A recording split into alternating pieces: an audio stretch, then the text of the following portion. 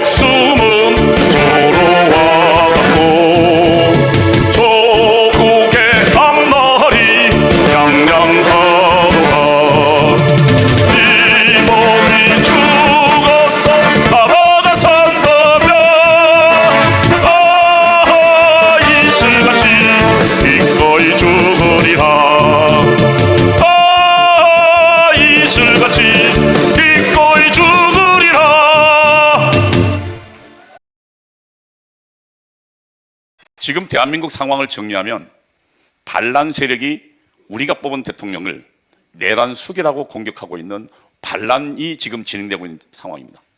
그 반란의 주범은 이석기의 배후 조정을 받고 있는 이재명과 그리고 1심의 간첩단의 배후 조정을 받고 있는 박선원과 그리고 이석기와 그리고 민노총에 침투한 간첩단 석권호의 조정을 받고 있는 민노총, 이 세 세력이 지금 현재 대한민국을 반란 세력으로 끌고 가고 있는 겁니다. 그래서 지금 대한민국은 저들 반란 세력과 대한민국을 지키고 대한민국을 발전시키려는 우리 광화문 애국 세력 간의 피할 수 없는 전쟁으로 치닫고 있습니다. 저는 이 전쟁은 우리가 반드시 승리할 거라고 믿습니다. 우리는 승리해 왔습니다. 2019년도 상황을 좀 보십시오. 그때 이해찬은 민주당 50년 정권을 이야기했습니다. 그리고 저들은 20년, 30년간 독재가 이루어져서 반드시 이 나라를 적화시키겠다고 이야기했습니다. 그때 여러분 생각해 보십시오. 국민의힘은 그때나 지금이나 똑같이 눈 땅 밑에 아예 그냥 혼연일체가 돼 있었습니다. 물 밑에 눈도 안 내놨어요. 싸울 생각도 없었습니다. 그때 정광훈 목사님이 나섰고 그 정광훈 목사님 호소에 여기 계신 여러분들이 나서서 2019년도 10월 혁명을 우리는 만들었습니다.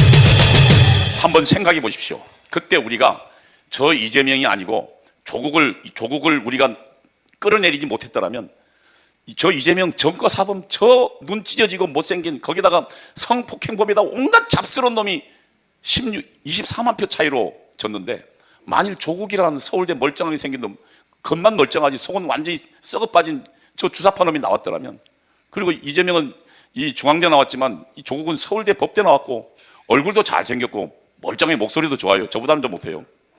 근데 그놈이 만약 나왔더라면 제가 보기에는 100만 표 이상 쳤습니다. 그러면 이미 우리는 지금 현재 적화길로 가고 있었을 것입니다.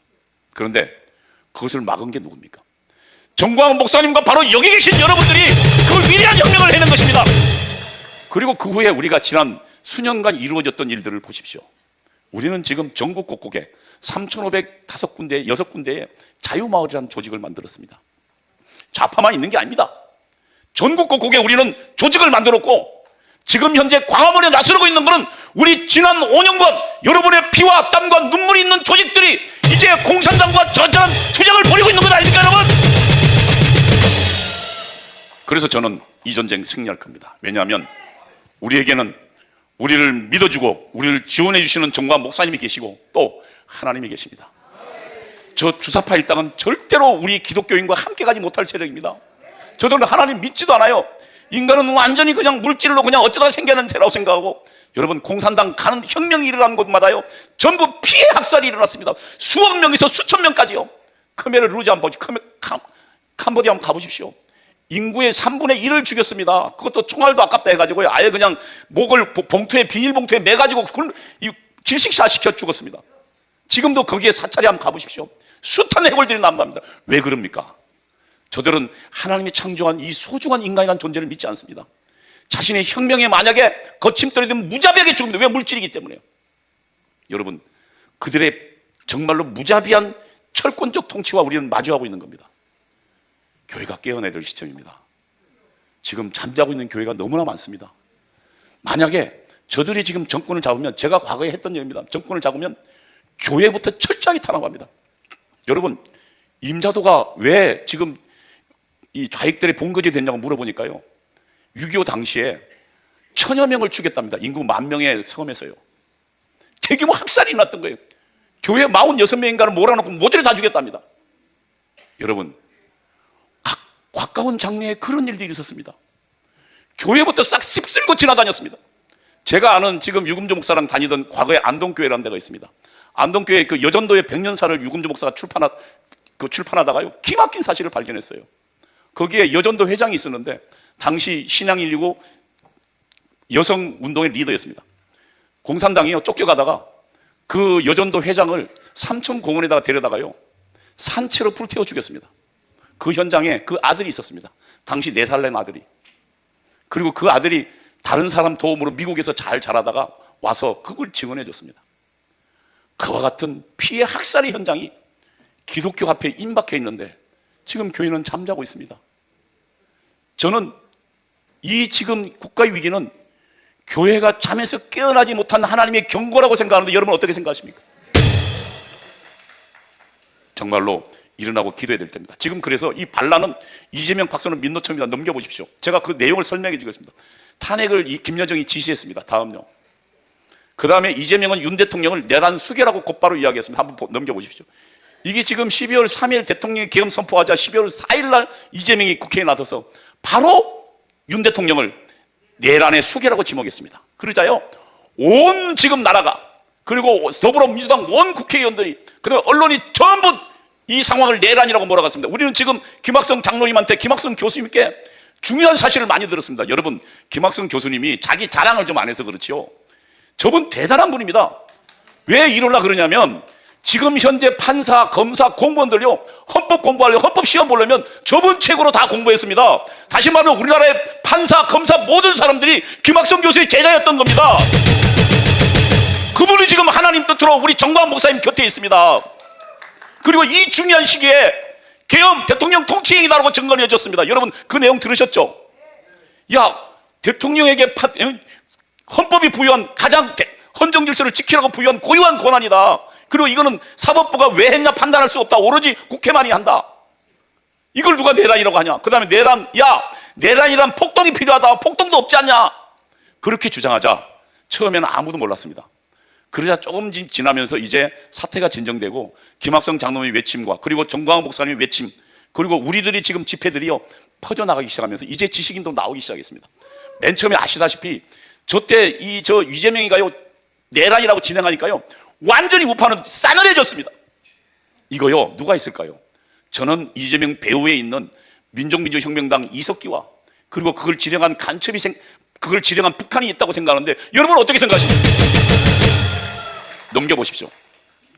왜 그러냐면 저게 2010년도 5월달 사진입니다. 저 앞에 어디서 많이 본 여자가 있죠. 앞에 있는 여자가 김미희라는 여자입니다. 통합진보당 사건 때 이게 지금 위헌정당으로 저거 해가지고 국회의원 잘린 여자입니다. 누구냐면 이석기의 직계 후배입니다.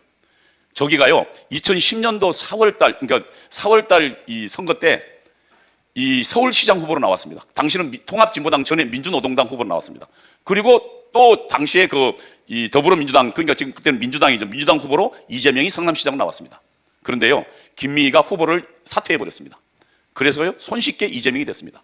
그러자 이재명은 이 성남시 저게 뭐냐면 시민의 행복한 성남이라는 게 뭐냐면은 성남시 인수위원회입니다. 5월 10일 날 인수위원회 때 어떻게 했냐면 6월 달이죠. 인수위원회에 아예 김미희를 임명했습니다.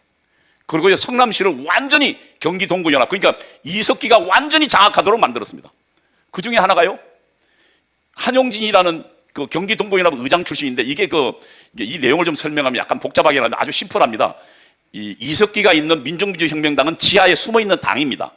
그리고 이 당은 밖으로 안 나타나요. 수사로만 나타나고, 그리고 이 밖으로 나타날 때 뭐냐면은 민주주의 민족통일 전국연합이라는 조직이 있습니다. 이게 지금 투쟁체로, 이거는 이제 그 통일전선체라 그러는데 투쟁체로 나타납니다. 그리고 거기에 경기도 동부 지역의 조직이 경기동부연합입니다. 민주주의 민족통일 경기동부연합입니다. 여기에 의장했던 자기 이석기 직계 후배입니다. 용인 외국어대학 직계 후배가 뭘 만드냐면, 성남시장이 딱 되니까 이 나눔 환경이라는 청소회사를 만듭니다.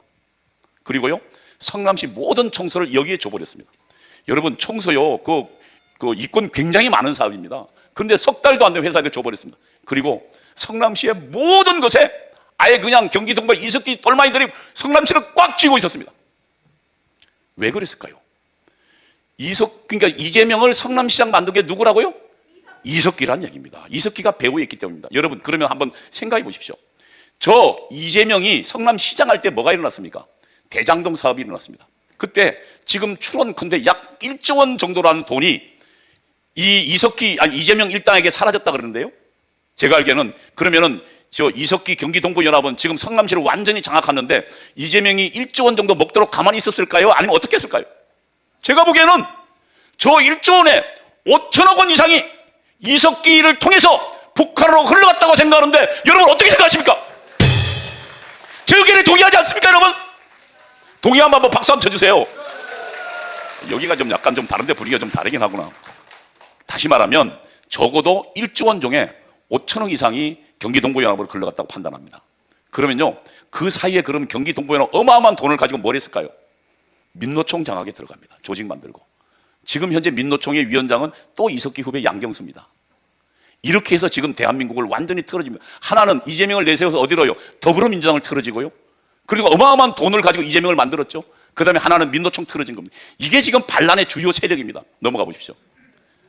여기가 지금 민족민주혁명당 사건입니다. 오른쪽에 있는 활짝 웃는 친구, 왼쪽에 시커먼 친구가 하용이라는 친구고, 이석기 상부선입니다. 그 오른쪽이 이석기입니다. 근데 현재는 사실상 남한의 주사파의 수령은 이석기입니다. 저자가 지금 하용옥이랑 그 다음에 민족민주혁명당 간첩단 사건은 북한으로 두세 번, 네 번째 올라갔답니다. 아예 김용환은 김일성하고도 만납니다. 그리고 지령을 수수하고 권총과 돈도 다 수수합니다. 이자가 지금 현재 이재명 배후에 있는 겁니다.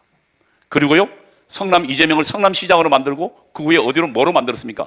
경기도지사로 만들고, 그리고 대통령 후보로 만드는데 더 기막힌 사건을 한번 뒤로 넘겨보시죠. 하나 더요. 여기에 충북 동지의 간첩단 사건이 벌어집니다. 충북도에 있는 간첩 조직인데요, 이들이 북한에 보낸 통신문이 있습니다.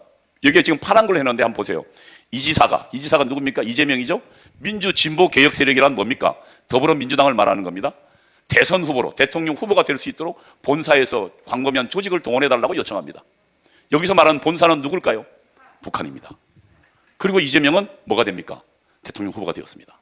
그러니까 사실은 이재명 뒤에는 아주 가장 큰 간첩인 민족민주혁명당 이석기가 있고, 그 다음에 온갖 잡동사니 간첩들이 전부 모아서 이재명을 밀어붙이고 있는 겁니다. 개딸들, 제가 알기에는 민노총에 있는 사람들입니다. 여자들 아니에요. 민노총에 있는 애들. 민노총 지금 누가 장악하고 있다고요? 이석기가 장악하고 있어요. 걔들이 지금 현재 이재명 밀어 올려서 아예 그냥 깡들이 자기 편으로 다 만들어 놓은 겁니다.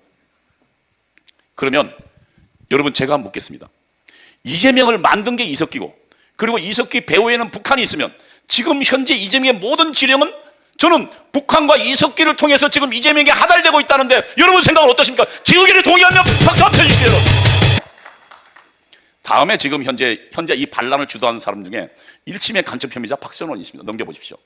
저 지금 이번 사건이 딱 터지자마자 박선원이라는 친구가 지금 곽종건 특전사령관실에 찾아갑니다. 여러분, 특전사령관은 절대로 언론에 나타나면 안 됩니다.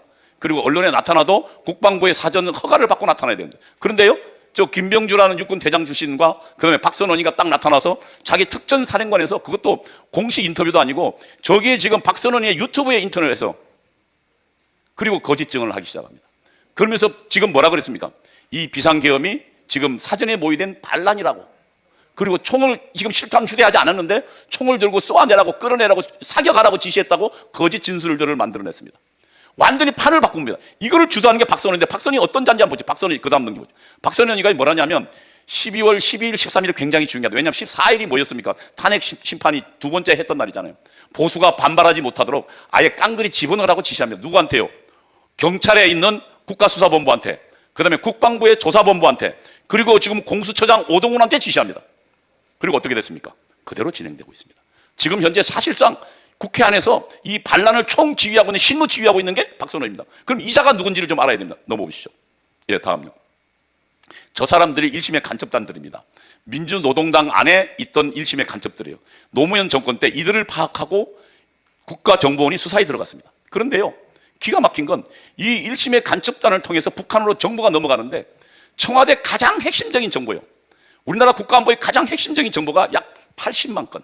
이게 A4 용지로 계산하니까요, 큰 대형 트럭의 두 트럭 정도의 분량입니다. 이 분량이 넘어갔다는 사실을 발견했습니다. 그리고 추적하니까 그 넘긴 작자가 바로 당시에 노무현 대통령 때 이 청와대 안보전략비서관이던 박선원이라는 사실을 발견했습니다. 그래서 이 박선원 수사를 요청했습니다. 왜냐하면 대통령 참모는 대통령 재가를 얻어야 됩니다. 그런데 국정원은 박선원을 결국 수사하지 못했습니다. 왜냐하면 국정원장이 먼저 잘렸기 때문입니다. 그리고 지금 박선원이가 그 뒤에 어디로 갔습니까? 여러분, 문재인 정권 때 국가정보원으로 직접 들어갔습니다. 국가정보원에 기조실장을 했습니다. 그리고 국정원 1차장을 했습니다. 여러분, 기조실장이 무슨 자리인지 아십니까? 국정원 전체의 예산과 인사, 승진과 그 다음에 직위 해제를 시킬 수 있는 막강하고도 막강한 자리입니다. 통상적으로요, 대통령의 가장 핵심 참모가 들어간 자리입니다. 측근적인 측근입니다. 왜냐하면 국정원을 확 지지하니까요. 돈하고 인사 갖고 있으면 국정원 다 하잖아요. 국정원의 전체를 다 들여다볼 수 있는 자리가 기조실장입니다. 이 기조실장에 1심의 간첩과 연관이 의심됐던 박선원이가 들어갔습니다. 그리고요, 또 한번 보십시오. 그럼 박선원이 그동안 어떤 일을 했는지 봐야 됩니다. 한번 보십시오.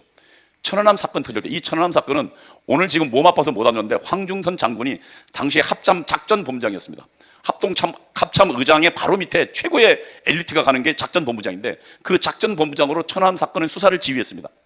전 세계의 전문가들을 모아놓고, 그래서 가장 스모킹 건, 그러니까 천안함 폭침시킨 어뢰의 그 껍데기를 발견했습니다. 일본이라고 쓰여진.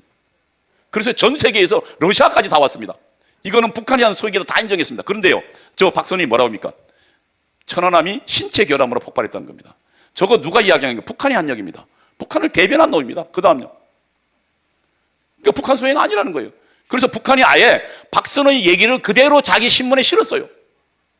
이게 간첩이 아닌 겁니까? 그 다음요. 방코델타 아시아는 2007년도입니다. 이게 지금 그 박선원이가 안보전략 비서관 있을 때 홍콩에 있는 방코델타 아시아은행에 김정은의 비자금이 있었습니다. 그 비자금을 미국 재무부가 딱 습격해서 잡았습니다.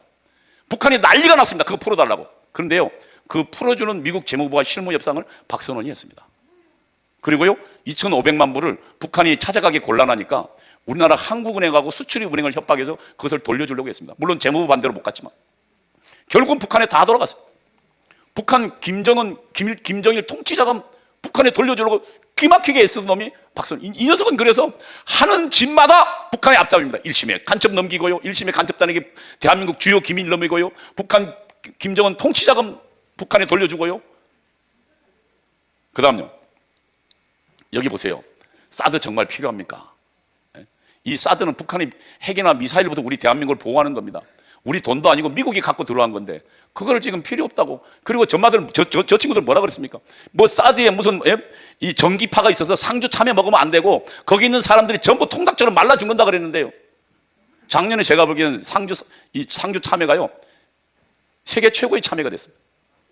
전부 거짓말이었어요. 수사했는데 전자파 아무것도 없었어요. 근데 저 거짓말로 미국과 우리 대한민국을, 그리고 우리 대한민국 안보를 위협한 겁니다. 이게 근데 저 박선이라는 놈 한번 더 보십시오. 저게요, 85년도 이미 연세대 운동권 출신인데 미 문화원을 점거 농성하던 사건의 배우입니다. 넘겨보죠. 저게 지금 미 문화원 점거하고 잡혀가는 거거든요. 예, 다음요. 예, 다음. 그 다음에 민노총을 좀 보겠습니다. 민노총에 저게 12월 7일 날 여의도에, 근데 이게 사진들이 보면 위에서만 찍지 가까이 안 찍고, 왜냐하면 쟤들 듬성듬성 1m씩 떨어져 있거든요. 그러나 굉장히 많은 약 10만 명의 민노총이 동원됐습니다. 민노총이 어떻게 동원했냐면 12월 5일로 전부 동맹파 총파업을